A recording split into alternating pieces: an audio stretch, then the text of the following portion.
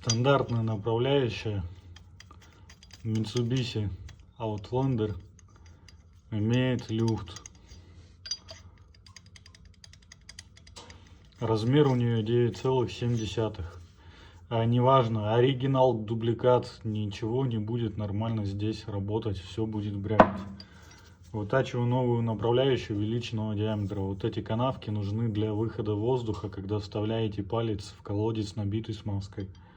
Размер 9,85. Зазор минимальный тепловой 15 соток.